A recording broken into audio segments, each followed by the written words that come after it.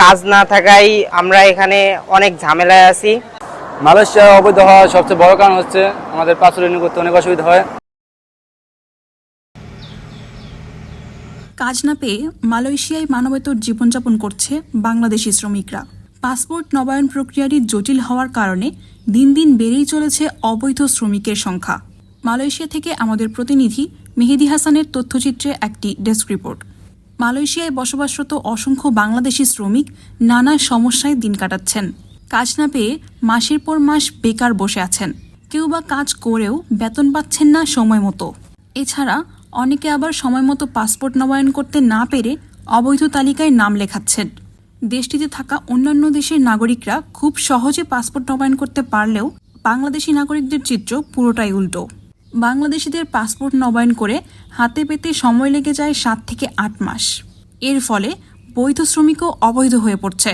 ভালো কাজ থাকা সত্ত্বেও হারাতে হচ্ছে কাজের জায়গা। অন্যদিকে একটি ভালো কাজ খুঁজে পেতে মাসের পর মাস বসে থাকতে হচ্ছে। মালয়েশিয়ায় অবৈধ হওয়ার সবচেয়ে বড় কারণ হচ্ছে আমাদের পাসপোর্ট রিনিউ করতে অনেক অসুবিধা হয়, যে কারণে অনেক অবৈধ হয়ে যাচ্ছে।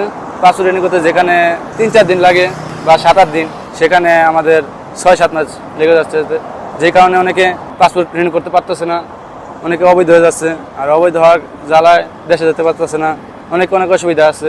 বাংলাদেশ সরকারের কাছে অনুরোধ জানাচ্ছি আমাদের পাসপোর্ট রিনিউ করার ব্যবস্থাটা যেন উনি নিজে দায়িত্ব নেয়। তথ্যানুসন্ধানে জানা যায় 2022 সালের কলিং ভিসায় মালয়েশিয়ায় গিয়ে হাজার হাজার বাংলাদেশি কাজ পায়নি। কাজ না পেয়ে তারা এখন মানবেতর দিন কাটাচ্ছে। কেউ কেউ দেশ থেকে টাকা এনে বসে বসে খাচ্ছে। দেশে ফিরে আসার জন্য বিমান টিকিট ক্রয়ের জন্যও পরিবারের কাছে হাত পাতছে। টাকা না পেয়ে অপেক্ষার প্রহর লম্বা হচ্ছে। এদিকে মালয়েশিয়ায় নেই পর্যাপ্ত কাজ, তার উপর আবার অবৈধ বাংলাদেশিদের সংখ্যা প্রায় 3 লক্ষ। সংশ্লিষ্টরা বলছেন, আগামীতে কাজের সন্ধানে যারা মালয়েশিয়া আসার কথা ভাবছেন তারা অবশ্যই দেশটিতে যাওয়ার আগে কোম্পানি সম্পর্কে সঠিক তথ্য যাচাই বাছাই করে মালয়েশিয়াতে যাবেন। তা না হলে সঙ্গী হতে পারে এক দুর্বিষহ জীবন। আমরা মালয়েশিয়াতে নতুন আসছি, নতুন কলিংয়ে আর কি। আমরা যে কোম্পানিতে আসছি সে কোম্পানিতে যথেষ্ট পরিমাণ কাজ না থাকার কারণে আমরা কোম্পানি থেকে বের হয়ে বাইরে সিনজুরিভাবে আসছি আর কি।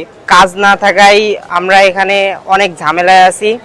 যারা আসবেন তারা কোম্পানি সম্পর্কে পরিপূর্ণভাবে জেনে তারপরে আসবেন। আনাম আফরোজী আশা, নিখাত খবর, ঢাকা।